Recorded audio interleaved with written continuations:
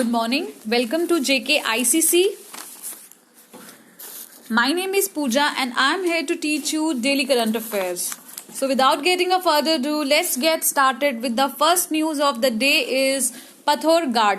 पथौरघाट क्या है? ये एक जगह है कहाँ पे? असम में. तो आपको ये प्रीलिम्स पॉइंट ऑफ व्यू से ये जो फैक्ट है बहुत इंपॉर्टेंट है कि Pithoragarh is a place in which state और इसका जो हिस्टोरिकल सिग्निफिकेंस है वो क्या है. तो यहाँ पे एक द फॉरगेटन पीसेंट अपराइजिंग हुई थी 1894 में. आप जैसे जलियांवाला मैसेकर के बारे में आपको पता होगा कि अप्रैल 1919 को ये जो 13 अप्रैल 1919 को ये मैसेकर देखने को मिला था. तो ऐसा ही एक मैसेकर जो था, जो इतना हमें हिस्ट्री में इतना हम सुनते नहीं है. अगर मैं मॉडर्न हिस्ट्री की बात करूं तो हम इतना हिस्ट्री में उसको पढ़ते नहीं है जितना हम ये जलियांवाला मैसेकर हम पढ़ते हैं. तो ये इसलिए आपके लिए एग्जाम में बहुत इंपॉर्टेंट है क्योंकि ये नया फैक्ट है. पथौरघाट एक पीजेंट अपराइजिंग हुई थी. ये कब हुई थी?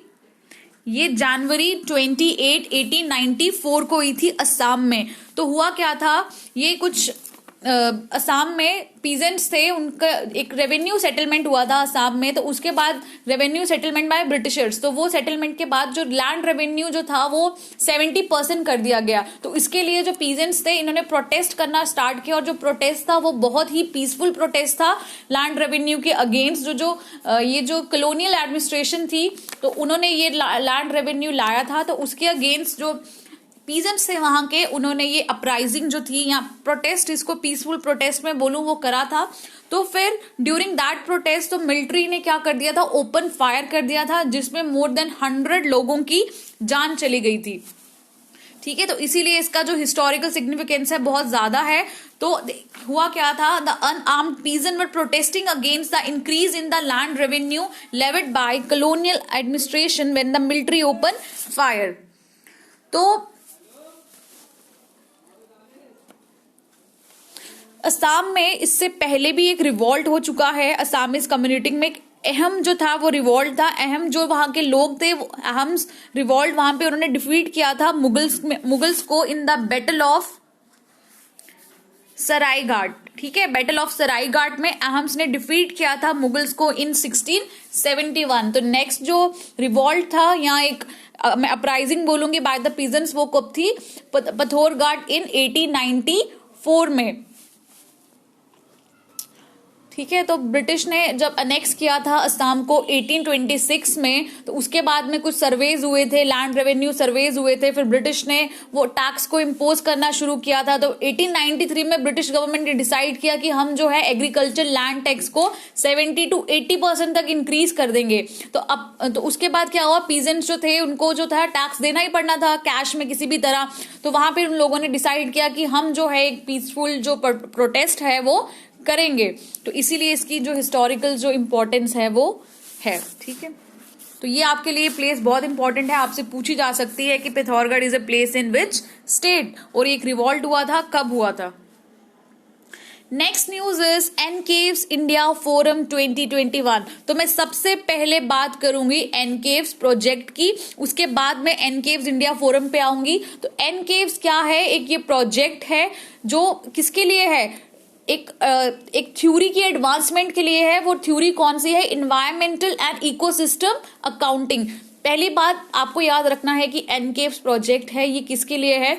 तो मैं आपको एग्जांपल देती हूँ कि जैसे एयर पॉल्यूशन होता है. ठीक है, एयर पॉल्यूशन होता है, तो एयर पॉल्यूशन होता है due to the harmful gases जो होती है, जैसे कार्बन डाइऑक्साइड की ज्यादा निकलने से एयर पॉल्यूशन होता है. तो बट जो अगर मैं सस्टेनेबल एनवायरनमेंट की बात करूं तो उसमें क्या है, फ्रेश एयर होनी चाहिए. बट जो एयर हम जो ब्रीथ कर रहे हैं वो फ्रेश नहीं है, वो पॉल्यूटेड एयर है. तो उसके लिए कि हम क्या जो है चीजें करें, ठीक है, क्या हम प्रोसीजर्स या पॉलिसीज को फॉलो करें या प्रैक्टिसेस को फॉलो करें कि हम जो है वापस से जो फ्रेश एयर्स ले सके. तो उसको बोलते हैं theory and practice of environment and ecosystem accounting.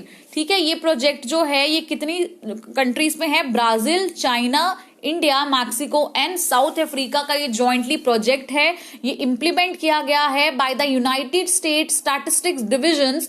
United States के स्टैटिस्टिक्स डिवीजन के द्वारा United Nation environmental programme United Nation environmental programme and the secretary of the convention of biological diversity. तो इसका क्या काम है? इसका एम है कि असिस्ट करना 5 पार्टिसिपेटिंग जो पार्टनर कंट्रीज हैं वो एडवांसमेंट करे to advance the knowledge agenda on environmental economic accounting in particular ecosystem accounting. तो इस प्रोजेक्ट की जो ड्यूरेशन है वो कब तक है?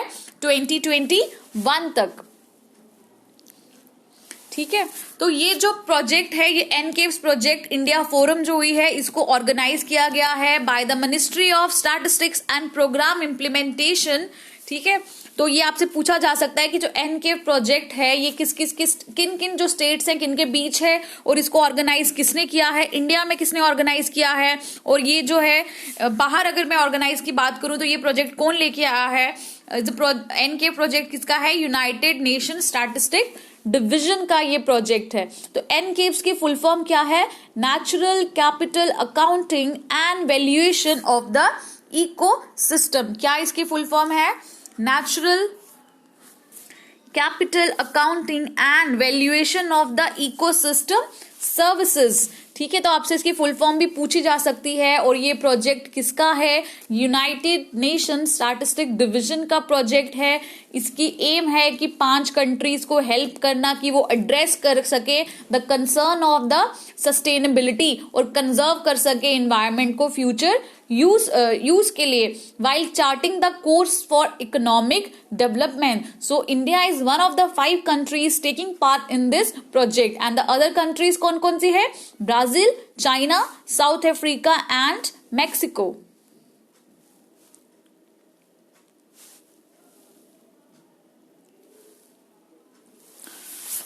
ठीक है, तो एक प्रोजेक्ट है जिसका नाम है एनवी स्टैट्स।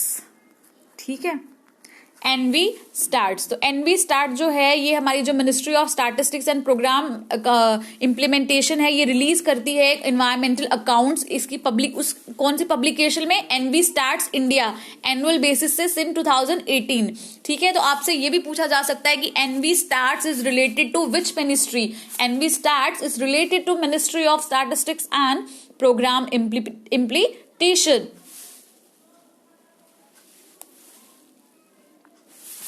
ठीक है, तो इसमें आपके लिए क्या इंपॉर्टेंट है? एनवी स्टैट्स इंपॉर्टेंट है आपके लिए। ये यूनाइटेड नेशन जो स्टैटिस्टिक्स डिवीजन है ये इंपॉर्टेंट है। फिर ऑर्गेनाइज इसको किसने किया है और ये है क्या, और ये कौन कौन जो इसमें पार्टिसिपेंट कंट्रीज हैं कौन कौन है?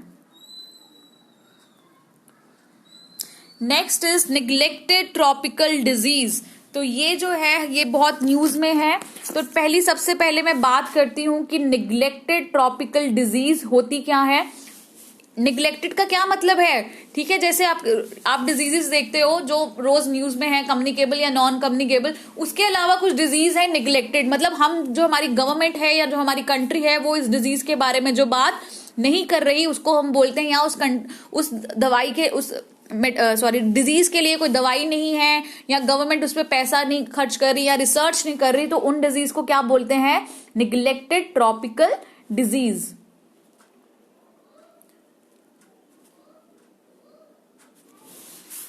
ठीक है, तो इंडिया ने ज्वाइन किया है वर्ल्ड को to light up the Qutub Minar as a sign of unity to combat the neglected tropical disease. तो कुतुब मीनार को पूरा लाइट अप किया गया 30 जनवरी को। क्योंकि उस दिन 2nd annual world NTD neglected tropical disease day था 30 जनवरी को। तो कुतुब मीनार को पूरा लाइट कर दिया गया कि ताकि एक साइन ऑफ यूनिटी हम जो है वो पेश करें वर्ल्ड के सामने कि इंडिया भी जो है निग्लेक्टेड ट्रॉपिकल डिजीज के लिए काम कर रहा है। तो क्यों, why are some tropical disease called neglected? क्यों हम कुछ डिजीजेस को ट्रॉपिकल डिजीजेस को निग्लेक्टेड बोलते हैं? Because the people who are most affected by these diseases are often the poorest population. या तो वो गरीब लोग हैं, या जो वो लोग हैं जो रिमोट एरियाज में रहते हैं, या जो रूरल एरियाज है वहां के लोग हैं, अर्बन स्लम्स के लोग हैं, या वो लोग जो कॉन्फ्लिक्ट जोन्स में रहते हैं। ठीक है, neglected tropical disease persist under condition of poverty and are concentrated almost exclusively improvised population in the developing world. तो ये स्प्रेड कैसे होती है? जो निग्लेक्टेड ट्रॉपिकल डिजीज है ये कैसे स्प्रेड होती है? ये इन्फेक्शंस होती हैं जो कॉज होती हैं by the unsafe water, poor housing condition and the poor sanitation. Children जो है वो सबसे ज्यादा वल्नरेबल है इस डिजीज को, विच किल, इम्पेयर और permanently disable million of people every day, often resulting in life long physical pain and social stigmatization. तो क्या हमारी जो कंट्री है, हमारी कंट्री की जो गवर्नमेंट की जो पॉलिसीज है, कोई पॉलिसी है जो सिर्फ निग्लेक्टेड ट्रॉपिकल डिजीज के लिए बनाई गई हो? नहीं, हमारी कंट्री में ऐसी कोई भी पॉलिसी नहीं है जो हमने सिर्फ और सिर्फ एनटीडी के लिए बनाई गई है। बट हमारी कंट्री में कुछ ऐसी पॉलिसीज हैं जो जिसमें इम्प्लिसिट एनटीडी का मेंशन किया गया है। वो कौन सी पॉलिसी है? नंबर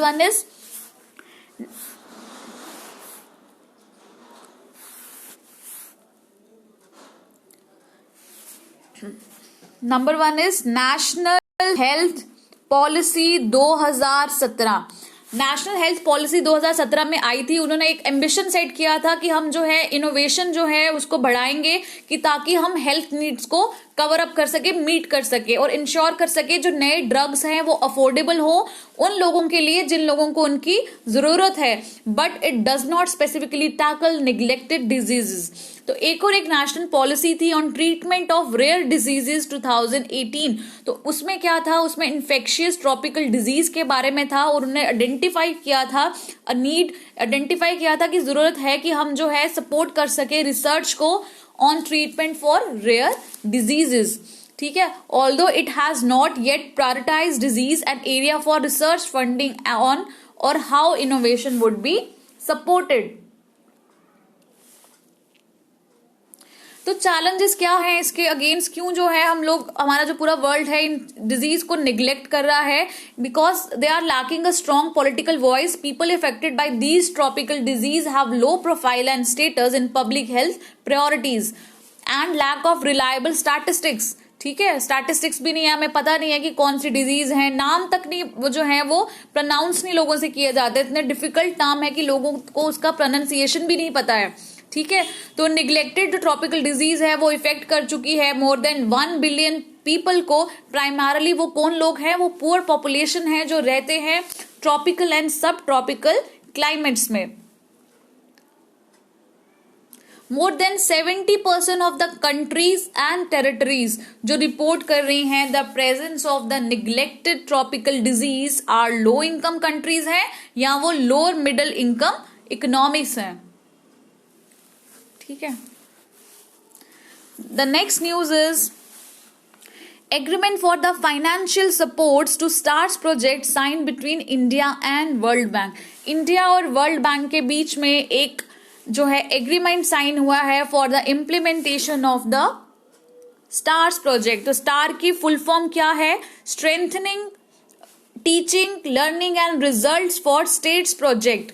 ठीक है, ये एग्रीमेंट जो है एक फाइनेंशियल सपोर्ट के लिए एग्रीमेंट साइन हुआ है स्टार्स प्रोजेक्ट को इम्प्लीमेंट करने के लिए।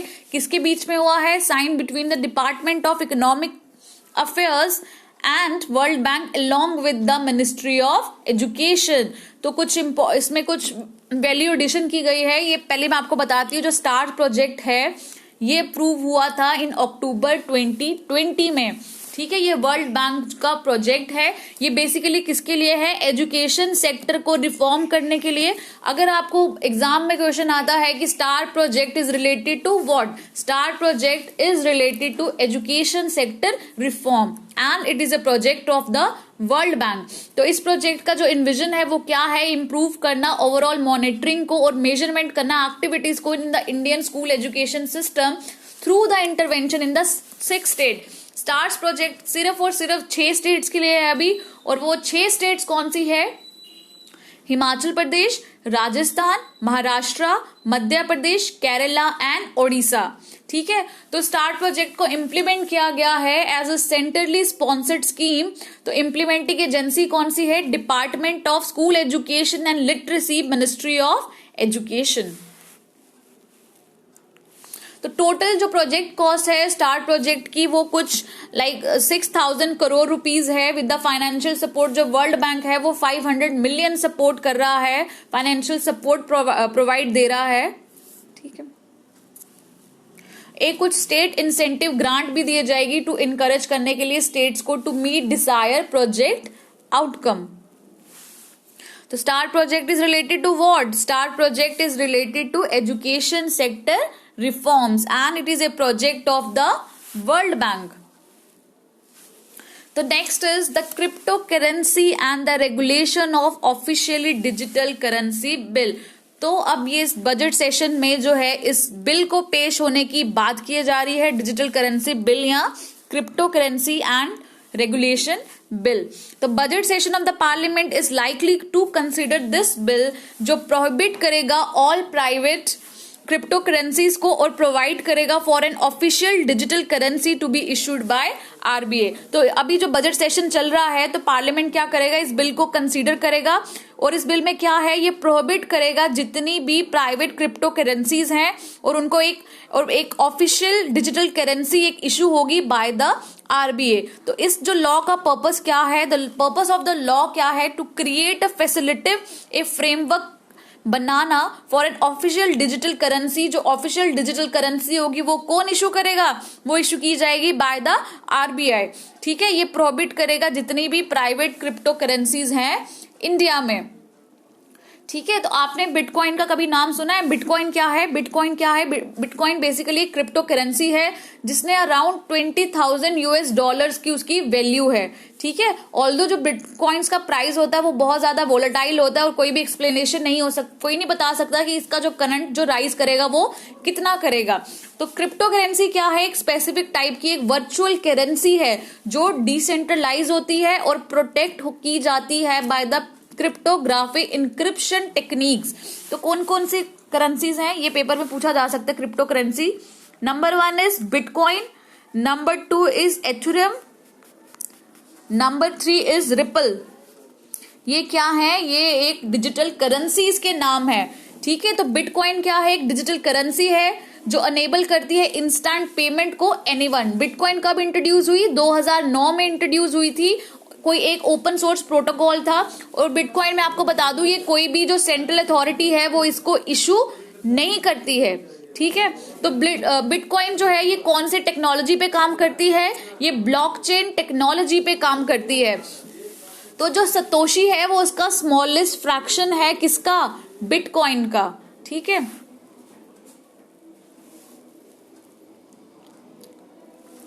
तो इस आपको पता होगा इससे पहले जो आरबीआई ने 2018 में बोला था कि जो जितनी भी टाइप की अगर कोई डिजिटल करेंसी का यूज कर रहा है या बिटकॉइंस का क्रिप्टो करेंसीज का यूज कर रहा है तो आरबीआई ने एक सर्कुलर पास किया था और उसमें प्रोहिबिट कर दिया था जितनी भी प्राइवेट क्रिप्टो करेंसीज हैं इंडिया में. बट सुप्रीम कोर्ट ने 2018 में एक जो सर्कुलर जो आरबीआई का था उसको जो था वो मतलब खत्म कर दिया और बोल दिया गया कि जो बिटकॉइन है वो जो इंडिया में करेंसीज में वो यूज कर सकते हैं. मतलब जो आरबीआई का सर्कुलर था उसको सुप्रीम कोर्ट ने खारिज कर दिया और बोला कि बिटकॉइंस या क्रिप्टो करेंसीज जो हैं वो इंडिया में यूज की जा सकती हैं.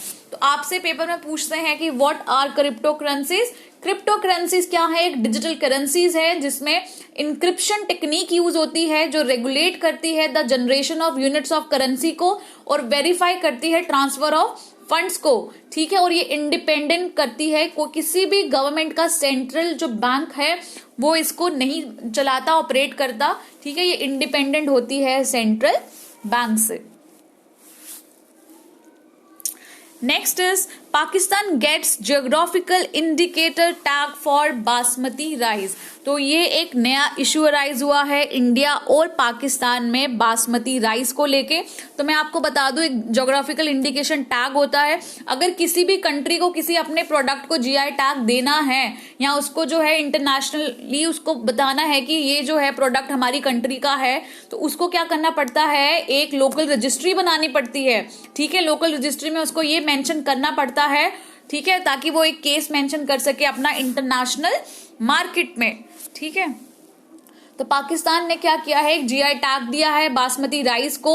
तो उसके लिए उसने एक लोकल रजिस्ट्री क्रिएट की है ताकि वो जो पर्टिकुलर स्ट्रेन है राइस का और उसके लिए एक केस बना दिया उसने इंटरनेशनल मार्केट में. तो ये इंडिया के लिए कंसर्न क्यों है? बिकॉज जो लॉज हैं requires that before applying for registration of any product in the international market it has to be protected under the geographical indication law of that country. जैसे हमारी कंट्री में सबसे पहले जीआई टैग जो था वो किसको मिला था? 2004 में मिला था दार्जिलिंग टी को। वेस्ट बंगाल की सबसे फेमस जो है हमारी कंट्री की डी है दार्जिलिंग टी, उसको जो था ये पहला जीआई टैग मिला था। तो अगर कोई भी अगर किसी कंट्री में अगर किसी भी इंटरनेशनल मार्केट में किसी प्रोडक्ट को रजिस्टर करना है तो उससे पहले किसी की कंट्री को क्या करना पड़ेगा, एक उसके लिए एक लोकल रजिस्ट्री बनानी पड़ेगी या अपनी कंट्री में उसको एक जियोग्राफिकल इंडिकेशन लॉज बनाने पड़ेंगे, ठीक है, तभी जाके वो इंटरनेशनल मार्केट में आप उस प्रोडक्ट को रजिस्टर करवा सकते हैं, ठीक है।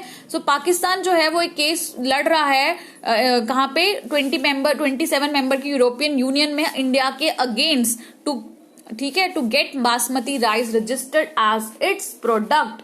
इसीलिए जो है एक पाकिस्तान यूरोपियन यूनियन में केस लड़ रहा है इंडिया के खिलाफ, किसके लिए कि इंटरनेशनल मार्केट में वो इस बासमती राइस को रजिस्टर करा सके। बोला जाता है कि GI tag would strengthen Pakistan case in the EU. अब उसने लोकल रजिस्ट्री तो बना दी, अब उसने जीआई टैग अपने इंडिया में अपने पाकिस्तान में दे दिया, तो वो क्या करेगा, उसका केस जो था वो ज्यादा स्ट्रेंथन होगा यूरोपियन यूनियन में। The issue of protecting basmati rice as a product of Pakistan came to the forefront after India submitted an application to the European Union claiming sole ownership of the commodity in the September last year. तो मैं आपको बता दूं जो GI status जो है बासमती जो grow करता है उसको ऑलरेडी हमारे इंडिया में मिल चुका है। बासमती कहाँ कहाँ ग्रो करता है? Punjab, Haryana, Delhi, Himachal Pradesh, Uttarakhand and the part of the western Uttar Pradesh and Jammu and Kashmir. Last news is the top 25 drive initiated by the Mumbai police. तो आपसे ये पूछा जाता है the top 25 is related to which? तो top 25 related to the Mumbai police. तो Mumbai police ने एक ड्राइव स्टार्ट की है जिसका नाम है टॉप 25 और इसका एम क्या है कि चेक रखना। किस पे चेक रखना? जो हिस्ट्री शीटर्स होते हैं, जो पता है पुलिस को कि ये लोग जो है कुछ लाइक कोई भी एक्टिविटीज क्रिएट करने वाले हैं तो उसका जो रिकॉर्ड रखती है पुलिस अपने पास। तो इसीलिए एक मुंबई पुलिस ने एक ड्राइव लॉन्च की है जिसका नाम है टॉप 25 और उसका काम क्या है कि चेक रखना हिस्ट्री शीटर्स पे एंड उन लोगों पे जिनको पता है कि ये जो है ट्रबल इन फ्यूचर जो कोई भी ट्रबल कर सकते हैं, ठीक है। 95 पुलिस स्टेशन है मुंबई में इन द सिटी, वो लिस्ट बनाएंगे टॉप 25 क्रिमिनल एलिमेंट्स की अपने जुरिस्डिक्शन में। जैसे लाइक कोई भी जैसे हम बोलते हैं थाना है कोई, ठीक है, कोई पुलिस स्टेशन है तो वहां पे क्या होगा, टॉप 25 जो हिस्ट्री शीटर्स होंगे उनकी जो है एक लिस्ट बनेगी, ठीक है, हर एक थाने की अपने जुरिस्डिक्शन में, और उनको बोला जाएगा कि एक बॉन्ड साइन करो ऑफ गुड बिहेवियर। उनसे एक बॉन्ड साइन कराया जाएगा गुड बिहेवियर का,